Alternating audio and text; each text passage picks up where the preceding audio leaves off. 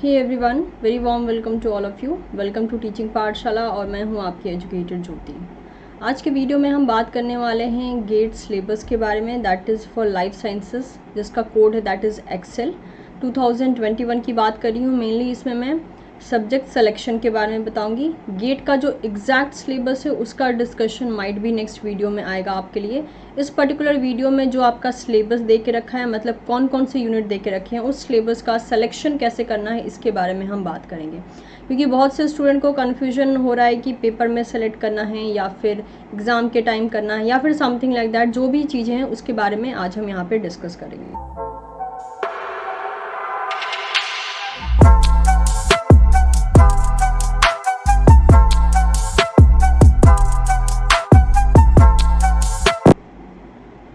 Gate के अगर syllabus की हम बात करते हैं, मेनली गेट लाइफ साइंस जिसका कोड है एक्सेल, तो सबसे पहले इस पोर्शन में कौन कौन से सब्जेक्ट्स इंक्लूड है उसके बारे में हम बात कर लेते हैं।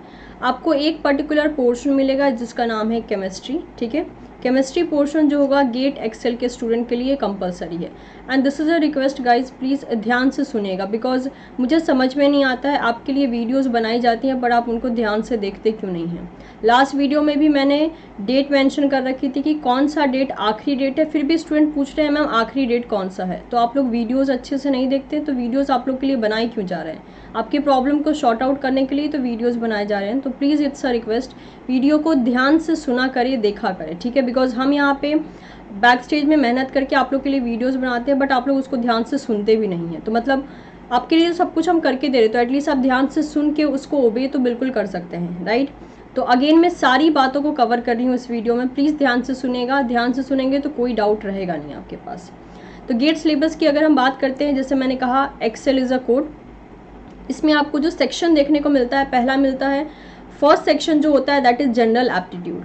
ठीक है, जनरल एप्टीट्यूड सारे स्ट्रीम के लिए कॉमन होता है, तो ये तो बात हो गई। नेक्स्ट जो स्पेसिफिक रहता है that is for the life science student, वो होता है केमिस्ट्री। अब केमिस्ट्री का पोर्शन कंपलसरी है, आप इसको लीव नहीं कर सकते हैं। लीव नहीं कर सकते हैं का कहने का मतलब ये है कि अगर आपको आता है देन डू इट।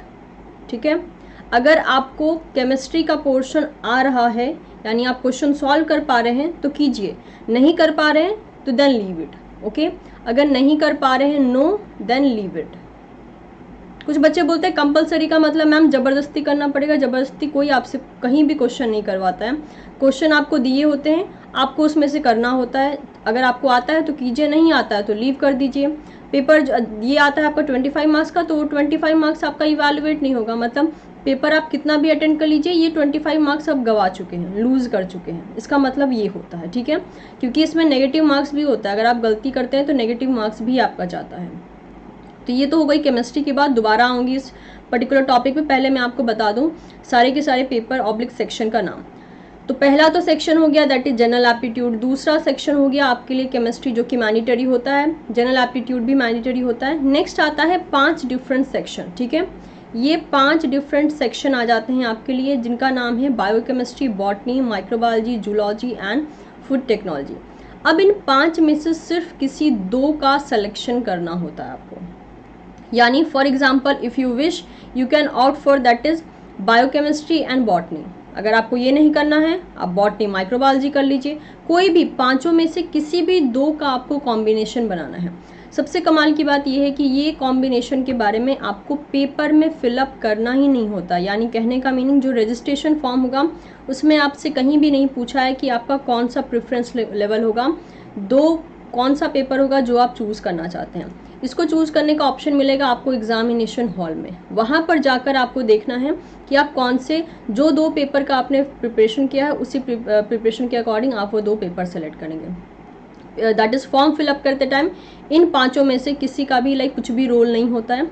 आप एग्ज़ाम हॉल में जाके इन 5 में से किसी 2 का सिलेक्शन करते हो। ठीक है, और जो मैं 2 बोल रही हूँ दैट इज़ मैंडेटरी। कुछ बच्चे पूछ रहे हैं मैम केमिस्ट्री ले लिया और बायोकेमिस्ट्री ले लिया तो ये काफ़ी होगा, नहीं। मैंने क्या कहा, पहला जनरल एप्टीट्यूड मैंडेटरी है, सेकंड केमिस्ट्री मैंडेटरी है, थर्ड में क्या आएगा, थर्ड में 2 सब्जेक्ट का सिलेक्शन आएगा, एनी 2। ये है पूरा सिलेक्शन प्रोसीजर। इसको तो आपको करना ही करना है, ये मैंडेटरी सेक्शन है। इसमें किसी 5 में से किसी 2 सब्जेक्ट का सिलेक्शन करना है। अब कौन से 2 सब्जेक्ट का सिलेक्शन करना है, वेरी ऑब्वियस, ये तो आपको पहले से डिसाइड करना पड़ेगा ना। माना कि रजिस्ट्रेशन फॉर्म में आपसे नहीं पूछा गया है, लेकिन आपको प्रिपेयर करना पड़ेगा। जैसे मान लीजिए आपने टारगेट किया कि आपको बायोकेमिस्ट्री करना है और माइक्रोबायोलॉजी करना है, तो पहले प्रिपेयर करेंगे तभी तो एग्जाम हॉल में दे जाकर क्वेश्चन को सॉल्व कर पाएंगे। तो पहले सिलेक्शन नहीं मिलता है, लेकिन आपको डिसाइड कर लेना होता है, क्योंकि एग्जामिनेशन हॉल में जाके आप उसको अटेंड करने वाले हो। ठीक है, टोटल पेपर की बात करें कि टोटल पेपर का मार्क्स कितना होता है, दैट इज 100 होता है। क्वेश्चन जो आपको अटेंड करने को मिलते हैं लगभग 65 क्वेश्चंस, जो कि पूरा मिलाकर आपको 100 मार्क्स देते हैं, जिसमें 100 मार्क्स मतलब मैं सबकी बात कर रही हूँ, ये पूरा तीनों पोर्शन को मिला के 100 मार्क्स आपको 100 मार्क्स का पेपर मिलता है। जो जनरल एप्टीट्यूड होता है, जनरल एप्टीट्यूड का सेक्शन आपका दैट इज 15 मार्क्स का होता है। रेस्ट जो मेन पेपर है इंक्लूडिंग दी केमिस्ट्री, वो 85 मार्क्स का आपसे पूछा जाता है। तो चलिए ज़रा सा हम ओवरऑल देख लेते हैं कैलकुलेशन की कैसे बन रहा है। जैसे कि मैंने आपसे कहा दैट इज़ टोटल पेपर जो होता है, टोटल पेपर का जो मार्क्स है दैट इज़ 100, और क्वेश्चन टोटल कितने होते हैं, 65 क्वेश्चंस। अब ये 100 मार्क्स किस किस में मिलता है, अब ये 100 मार्क्स मिलता है दैट इज़ जनरल एप्टीट्यूड में। जनरल एप्टीट्यूड कितने मार्क्स का आता है, दैट इज़ 15 मार्क्स का आता है। ठीक है, नेक्स्ट आ जाता है केमिस्ट्री। केमिस्ट्री कितने मार्क्स का आता है, केमिस्ट्री आता है आपके लिए 25 मार्क्स का। ठीक है, उसके बाद आ जाते हैं आपके पेपर सिलेक्शन, यानी कोई भी एक पेपर आपने सेलेक्ट किया हो, मैं नाम नहीं दे रही हूँ, आप कोई भी पेपर सेलेक्ट कर सकते हो। वो पर्टिकुलर पेपर आता है आपके लिए दैट इज़ 30 मार्क्स का, और जो नेक्स्ट सेकेंड पेपर आपने सेलेक्ट किया है वो आता है क्या, दैट इज़ अगेन 30 मार्क्स का। ठीक है, इसको आप टोटलिंग करेंगे, पूरा का पूरा टोटल कर लीजिए, टोटल आपका आ जाएगा टोटल 100। अब ये पेपर कैसे कैसे आते हैं वो देखने वाली बात है। जैसे कि अगर केमिस्ट्री सेक्शन की बात करूँ मैं, तो 1 मार्क्स के 5 क्वेश्चन आते हैं जो आपको 5 मार्क्स देकर जाते हैं। ठीक है, और 2 मार्क्स के टोटल 10 क्वेश्चन आएंगे जो कि आपको 20 मार्क्स देकर जाएंगे। ओवरऑल हो गया आपका 25 मार्क्स। ठीक है, अगर मैं बात करती हूँ फर्स्ट सिलेक्शन पेपर की, तो ये आएगा 1 मार्क्स के आपके मिलेंगे कितने, 10 क्वेश्चन मिलेंगे जो कि आपको देके जाएंगे 10 मार्क्स।